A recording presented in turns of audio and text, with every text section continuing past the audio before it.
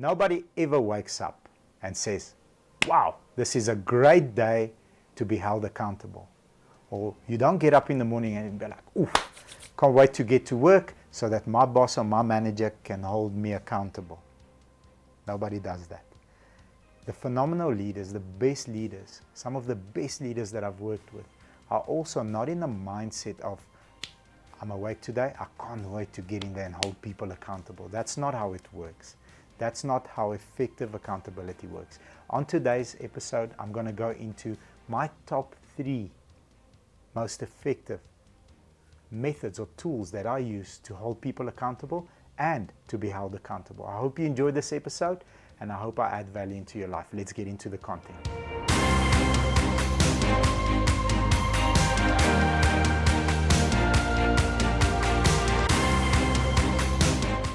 According to a CEO benchmarking report, accountability globally is the #1 place where great CEOs struggle. So that's the #1 area. It's not analytics or statistics, it's actually accountability. How do you effectively hold people accountable? And here's the best part. Over 15% of every CEO out there struggles to let go of people that are low performers, therefore keeping them and building a culture within your company which allows for low performers. Now, I'm definitely part of that 15%. It is very hard. It's very hard because you bring emotion, you bring human beings, and you bring actual people and families into a picture where accountability needs to happen and somebody is going to be unhappy. However, before you end up in a conversation where, there's nothing, and boom, something explodes, there are effective ways and there are effective steps to hold people accountable. And I'm going to share a little story with you, and I'm going to start with my first method of holding people accountable, or my first ethos, and that is don't be afraid to hold people accountable. So a couple of months ago, we've got a training session that has been presented by one of our branch managers, a very capable young man. And I'm always in the training sessions because I learn a lot in them as well. They do the research individually and they present information too. It's 130, 140 people at the stage in the training center. And I'm sitting right in front, bright-eyed, bushy-tailed, and we're all learning and processing. So at that stage, we had a certain young man that was the top performer. And I notice he's not in the session. It's 7 o'clock, door closed, we kick it off. And because he's a top performer, because he's a top G, at 11 minutes past 7, poof, door swings open, disrupts everybody. Top G walks in, sits down, and he starts taking part in the training session. So I'm like, this is interesting. And I'm watching the branch manager. Is he going to react to this? And if he is, how is he going to react to it? So he says nothing. I'm like, very interesting. After everybody leaves, I said to him, excuse me, do you mind me asking you, Top G, I'm not going to call the name, you'll see why, I'll reveal it later. Top G walked in and he was late, 11 minutes, disturbed everybody. And, what's the story? He says, yeah, but it's because it's him. He's our best guy. I said, interesting. Okay, no problem. Next morning, again, I'm bright-eyed, bushy-tailed. I'm right in front. And Top G is not in the training session again. 16 minutes past 7, Top G opens the door, walks in, sits right at the back. And now I'm watching. Now I'm pointing like, this guy's late again. And he carries on. I said, excuse me, I'm so sorry to interrupt your training. So I call him out. I said, Top G, you are late for the training. He says, yeah, no, I'm sorry, it was a rough morning, there's traffic. I said, I do understand, but it's the second time that you're late for the training. Did you send a message, an email, a voice note, a telegram, a SMS, or maybe a smoke signal to somebody to, let us know that you're going to be late? No, I didn't. I said, no problem. May I challenge you publicly? Now, bear in mind, I'm not trying to belittle or, put this person down. However, I need to make sure that everybody in the room, 140 people, know that I'm not scared of this person because he's top G, selling the most cars, he's bringing in the most income, and I'm going to challenge him because what's right for one should be right for everybody. My right-hand man here, my manager that's supposed to be doing this, is not doing this because he's afraid, so now I have to show them and I have to lead. I said, may I challenge you? He says, yes, sure, sir, no problem. I said, okay, it seems like your belly is full.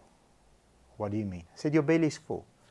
You are late for training, you've got a little bit of a nonchalant attitude, you know, you've got this coolness about you, you're sitting down, your belly's full.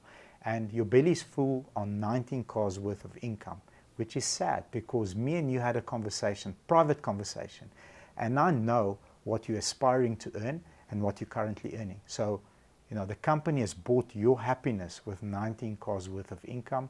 You've tapped out and you're very relaxed and you are top G now. You are the man of the hour.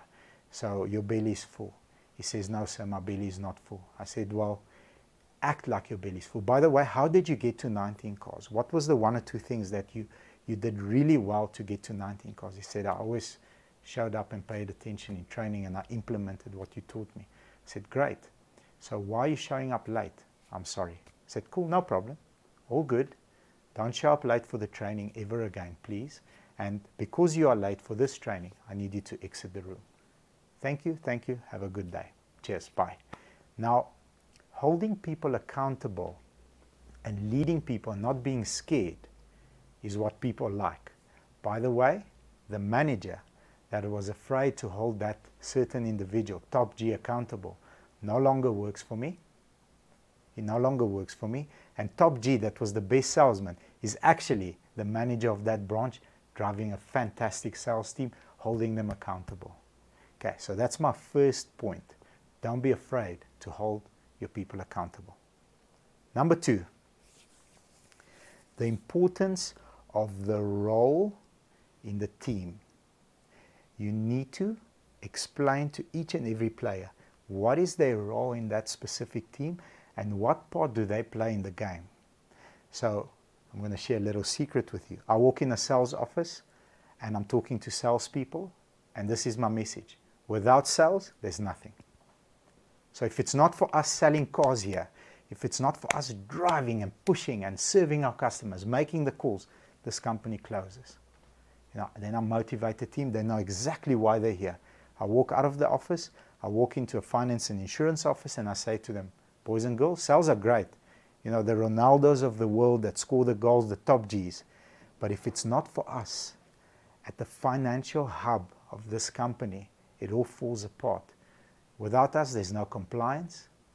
Without us, there's no accountability. Without us, there's no value-added products that serve and protect the customer right after they purchase the vehicle. I close that door, I walk into the workshop, and I say to them, guys, boys, girls, got a big workshop, massive workshop.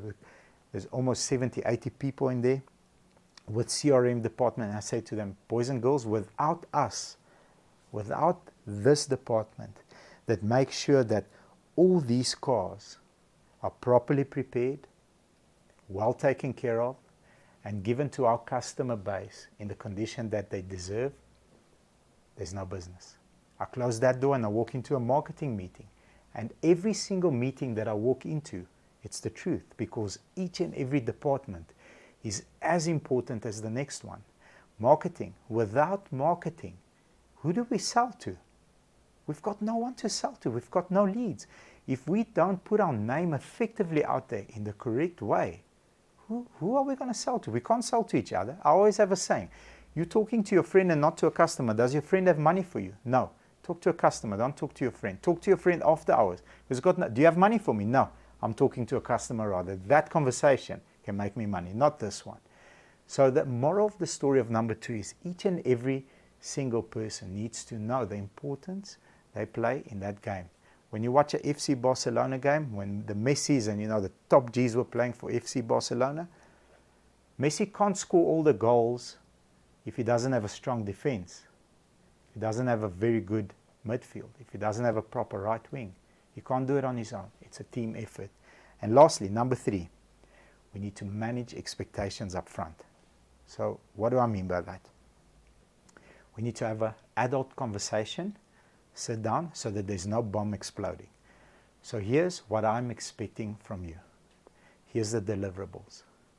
Here's what happens if you reach the deliverables. You go into the next tier, whatever the case might be. If this, then this. If you reach 10 cars by this date, there's a 10% bonus. Or there's a 15,000 Rand bonus if you reach this and this time. Okay. And on the flip side, here's what happens if you don't reach your target. If you don't reach your target, you are unfortunately going to be placed on a performance management program. And if you can't pick up the pace and level up to the standard that we've set here in this company or in this office or in this whatever marketplace you are in, then unfortunately you're going to have to exit. But have that conversation nice and early and then follow through so that there's no bomb explosion. That person knows what's coming. First performance management meeting, have the conversation. Second one, have the conversation. Give the tools. Make sure the assistance is there. But if the third time that person cannot deliver, it's a very easy meeting. Sorry, buddy. We love you as a person. Finish with love. We enjoy having you here. You're a phenomenal person. But perhaps this is not the right environment for you yet. We wish you all the best. We'll give you the best resume. We'll give you the best reference. But perhaps this is not the team that you are ready for to play. If you enjoyed this content, if it makes sense to you, and if it added value to you or your team, please leave me a comment as well as the like button, and do subscribe to our channel. Thank you very much. I hope I leave you better than I found you. Take care and have a beautiful day. Bye-bye.